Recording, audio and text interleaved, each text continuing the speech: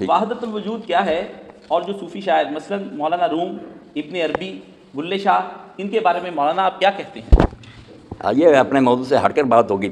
وحدت الوجود کی تشریحیں بھی لوگوں نے کئی طرح کی، ان میں سے ایک تو بالکل وہ ہے جو کرشن جی مہاراج نے گیتا میں کی ہے کہ خدا ہی سب شکلیں بدلا گیا، میں بھی خدا ہوں، آپ بھی خدا، اس نے روح بٹائے ہوئے ہیں۔ اس طرح کی وحدت الوجود بعض لوگ کہتے ہیں، یہ تو خالص کفر ہے۔ اس طرح کی بات تو نہیں کہ اللہ تعالیٰ ہی بنا ہوا جانور بھی ہے، میں اور آپ سب ہوئے۔ ایک وحدت الوجود بھی ہے، ایک وحدت الوجود وہ ہے جس کا مفہوم یہ ہے کہ ایک بڑا عالم آ جائے، وہاں کچھ چھوٹے عالم بھی ہوں ہماری مسجد میں، ہم کہیں یہ ہمارے حافظ صاحب ہیں، تو حافظ صاحب بیچارے نا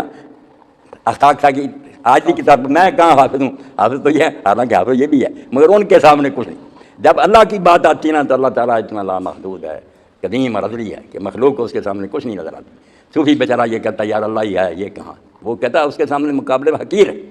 قابل ذکر ہی نہیں۔ واقعی ایسی بات ہے کہ مخلوق خدا کے مقابلے میں کسی پلڑے میں ڈالی جائے گی، اس کے اذن سے ہم بنے جب چاہے مٹا دیں۔ ہم کون ہیں جو اس کے مقابلے میں کہ میں بھی ہوں،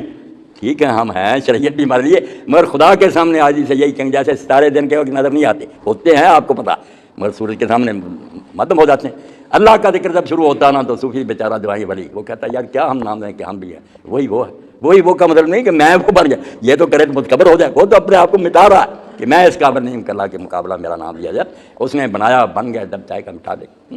یہ وحدت الوجود برحق کہ وہی ہے، یعنی ازلی ابدی الحی القیوم، اصل میں وہ ہے، ہم برائے نام